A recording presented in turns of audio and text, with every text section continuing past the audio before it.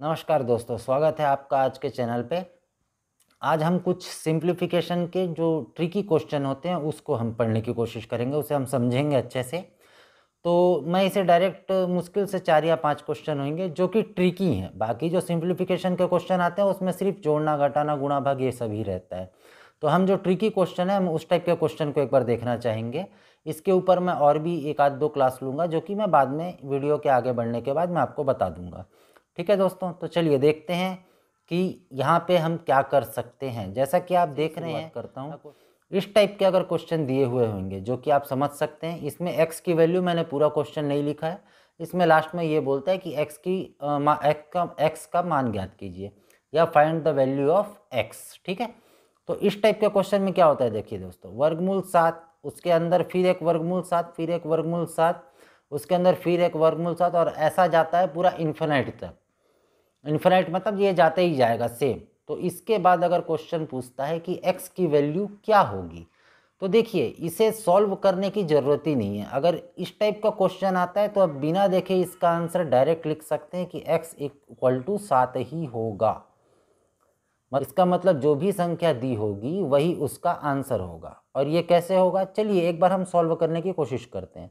देखिए हम इसे इस टाइप का लिख सकते हैं। मैं x को पहले लिख लेता हूँ। ठीक है, ये अंडर रूट एक 7 हो गया, उसके अंदर फिर एक 7 हो गया, उसके अंदर फिर एक 7 हो गया और ऐसा जाते जाएगा इन्फिनिट तक। मैंने 3 ही बार लिखा है। ठीक है, अब अगर मैं इसे सॉल्व करने की कोशिश करूं तो चलिए हम एक काम करते हैं, हम दोनों की तरफ वर्ग कर लेते हैं। दोनों की तरफ वर्ग करेंगे तो क्या हो जाएगा, ये हो जाएगा x की पावर 2, x की घात 2, क्योंकि हमने वर्ग किया हुआ है। यहाँ पे क्या होगा, देखिए ये वर्गमूल है। वर्गमूल कब कटता है, जब यहाँ पे मैं एक और वर्ग करूँगा। तो यहाँ से सिर्फ क्या होगा, 7 बाहर आ जाएगा, अंदर क्या बच जाएगा 7, फिर से 7, फिर से 7, ऐसा 7 7 जाते जाएगा, कहाँ तक जाएगा, इन्फिनिट तक। ठीक है, और ये जो वैल्यू है ये वाली, इस 7 को अगर मैं छोड़ दूँ तो ये वैल्यू किसके बराबर है, देखिए सबसे पहले क्वेश्चन में क्या दिया हुआ है, ये सेम क्वेश्चन के बराबर है। तो हम इसे क्या लिख सकते हैं, एक्स स्क्वायर इक्वल टू 7 और वापस x, क्योंकि इसका मान किसके बराबर है, इसका मान x के बराबर है। तो हम क्या लिख सकते हैं, x square equal to 7x।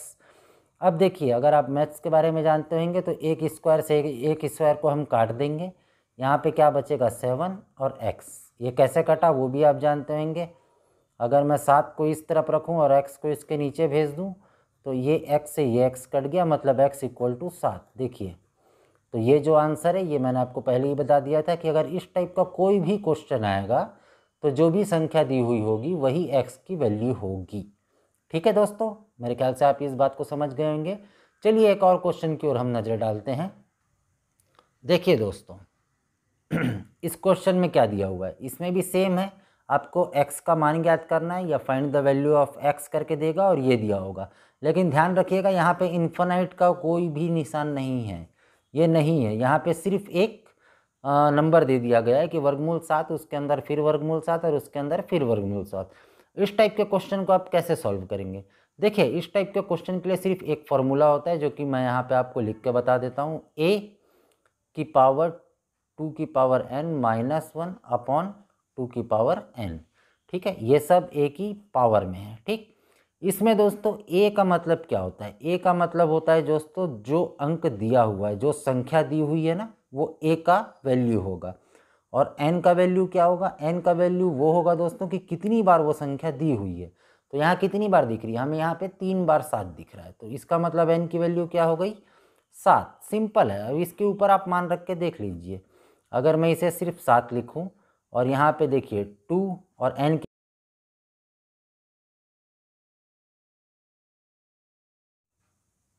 माफ़ कीजिएगा दोस्तों, देखिए यहाँ पे आप डायरेक्ट मान रख सकते हैं। अगर a की जगह मैं 7 रखूं और n की जगह मैं 3 रखूं तो 2 की घात 3 माइनस 1 और नीचे डिवाइड में आएगा 2 की घात 3। देखिए मैंने इसी फॉर्मूले के ऊपर मैंने बस वैल्यू को रख दिया है।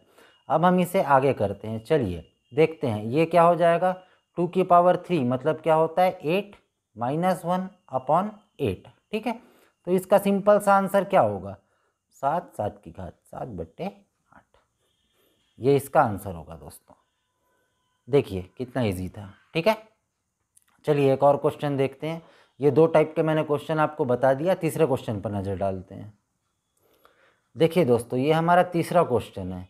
इसमें भी सेम आपको दिख रहा है, इसमें भी हमें x का मान ज्ञात करना है, find the value of x। लेकिन इसमें क्या दिया हुआ है, इसमें वर्गमूल 6 के बाद एक सिंबल दिया हुआ है जो कि प्लस का सिंबल है। ठीक है, इसका मतलब क्या हुआ, वर्गमूल 6 प्लस फिर वर्गमूल 6 फिर प्लस वर्गमूल 6, ऐसा करते करते ये इन्फिनाइट तक जा रहा है दोस्तों। ओके, अगर इस टाइप के क्वेश्चन आएंगे तो हम इसे कैसे सॉल्व करेंगे। अगर इस टाइप के क्वेश्चन आते हैं जिसमें सिंबल दिया हुआ है जो कि प्लस या माइनस के हो सकते हैं, तो अभी मैं फिलहाल आपको प्लस के बता रहा हूँ। तो इसके लिए सबसे आसान तरीका है दोस्तों कि याद रखिएगा, जो नंबर दिया हुआ है, जो संख्या दी हुई है 6, ठीक है, यहाँ पे जो संख्या दी हुई है 6, इसको किस छोटे से छोटे संख्या से हम तोड़ सकते हैं। तो हम कैसे तोड़ सकते हैं, हम इसे 3 और 2 के फॉर्मूले में तोड़ सकते हैं। अगर हम 3 और 2 का गुणा करेंगे, या 2 और 3 बोल सकते हैं, अगर हम 2 और 3 का गुणा करेंगे तो 6 आएगा। और यही सबसे छोटा तरीका है 6 को तोड़ने का, 6 के लिए मैं बात कर रहा हूँ। ठीक है, अगर आप प्लस की निशान की बात करेंगे है, तो हमेशा जब हम इसे तोड़ेंगे तो जो सबसे बड़ी संख्या रहेगी, बड़ी संख्या याद रखिएगा दोस्तों, जो बड़ी संख्या होगी वही इसका आंसर होगा।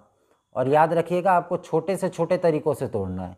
ठीक है, तो जो भी बड़ी संख्या होगी वो इसका आंसर होगा। तो इसका मतलब क्या हो गया, x की वैल्यू क्या हो गई, 6। इसे और कुछ सॉल्व करने का ज़रूरत नहीं है। चलिए एक हम क्वेश्चन देखते हैं माइनस के ऊपर। यहाँ देखिए दोस्तों, यहाँ पे जो क्वेश्चन है ये भी सेम है, यहाँ पे भी x का मान ज्ञात करना है, इसमें भी सेम क्वेश्चन दिया हुआ है। यहाँ पे 56 दिया हुआ है और यहाँ पे धन की जगह घटाने का निशान दिया हुआ है, मतलब जोड़ना नहीं है आपको, यहाँ पे माइनस करना है। ठीक है, यहाँ पे भी हम सेम ट्रिक यूज़ करेंगे हम यहाँ पे, लेकिन याद रखिएगा नंबर समान होना चाहिए। पुराने क्वेश्चन में भी नंबर समान थे, इस क्वेश्चन में भी नंबर समान होना चाहिए।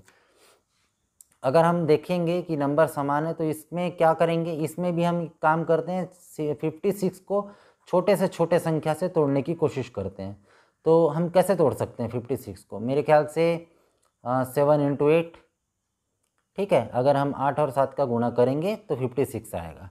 ठीक है, अगर हम प्लस का निशान रहता है तो सबसे बड़ी संख्या को लेते हैं, अगर माइनस का निशान होगा तो सबसे छोटी संख्या जो दोनों में टूटी है उसे लिया जाएगा। तो मान लीजिए यहाँ पे 7 है, तो सबसे छोटी संख्या क्या हो गई, 7 और 8 में छोटी संख्या 7 हो गई। तो इसका मतलब क्या हुआ, x का आंसर क्या होगा, x का आंसर 7 होगा। माफ़ कीजिएगा दोस्तों, इस जो क्वेश्चन में मैंने x का आंसर 6 लिख दिया था, सॉरी माफ़ कीजिएगा, ये x का आंसर 6 नहीं, ये x का आंसर 3 होगा। ठीक है दोस्तों, सेम जैसे दोनों क्वेश्चन में आपने समझ लिया है कि अगर प्लस का सिंबल होगा तो बड़ी संख्या लेंगे, अगर यहीं पे अगर माइनस का सिंबल हो जाता तो आंसर 2 होता। ठीक है दोस्तों, आप मेरे ख्याल से समझ चुके होंगे। एक सिंप्लीफिकेशन का एक छोटा सा क्वेश्चन मैं आपके लिए दे रहा हूँ, जो कि आपको ही सॉल्व करना है और मुझे कमेंट बॉक्स में इसका आंसर बताना है। ये आपके सामने क्वेश्चन रहा, मैंने इसके ऑप्शन भी लिख दिए हैं। जो भी आपको लगता है सॉल्व करने के बाद कि वो इसका ऑप्शन होगा, प्लीज़ कमेंट बॉक्स में कमेंट करिए और मुझे बताइए। धन्यवाद। अगर आज का क्वेश्चन आपको अच्छा लगा हो तो मुझे प्लीज़ लाइक और सब्सक्राइब करें। धन्यवाद।